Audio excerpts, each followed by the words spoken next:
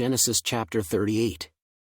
And it came to pass at that time, that Judah went down from his brethren, and turned into a certain Adullamite, whose name was Hira.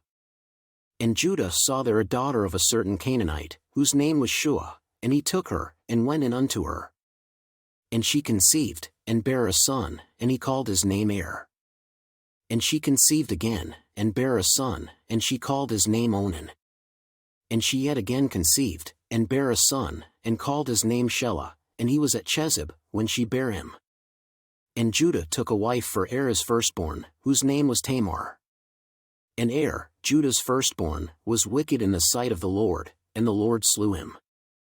And Judah said unto Onan, Go in unto thy brother's wife, and marry her, and raise up seed to thy brother. And Onan knew that the seed should not be his, and it came to pass, when he went in unto his brother's wife, that he spilled it on the ground, lest that he should give seed to his brother. And the thing which he did displeased the Lord, wherefore he slew him also.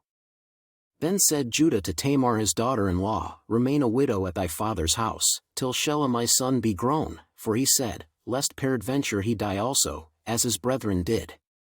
And Tamar went and dwelt in her father's house. And in process of time the daughter of Shua Judah's wife died, and Judah was comforted, and went up unto his sheep shearers to Timnath, he and his friend Hira the Adullamite. And it was told Tamar, saying, Behold thy father-in-law goeth up to Timnath to shear his sheep. And she put her widow's garments off from her, and covered her with a veil, and wrapped herself, and sat in an open place, which is by the way to Timnath, for she saw that Shelah was grown, and she was not given unto him to wife. When Judah saw her, he thought her to be an harlot, because she had covered her face. And he turned unto her by the way, and said, Go to, I pray thee, let me come in unto thee, for he knew not that she was his daughter-in-law. And she said, What wilt thou give me, that thou mayest come in unto me? And he said, I will send thee a kid from the flock. And she said, Wilt thou give me a pledge, till thou send it?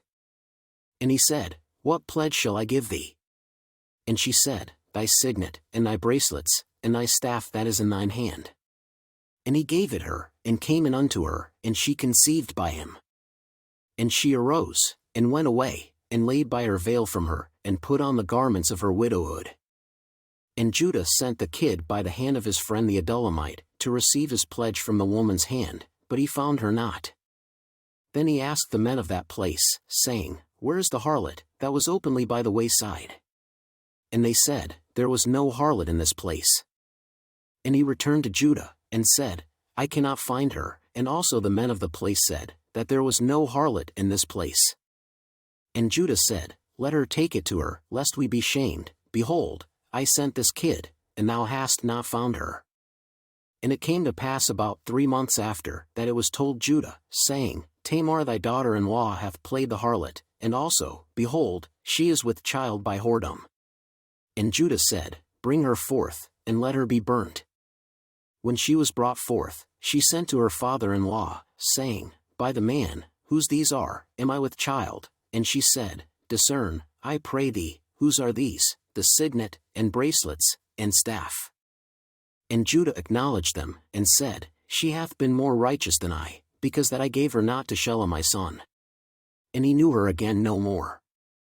And it came to pass in the time of her travail, that, behold, twins were in her womb. And it came to pass, when she travailed, that the one put out his hand, and the midwife took and bound upon his hand a scarlet thread, saying, This came out first. And it came to pass, as he drew back his hand, that, behold, his brother came out, and she said, How hast thou broken forth?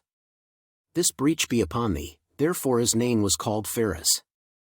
And afterward came out his brother, that had the scarlet thread upon his hand, and his name was called Zara.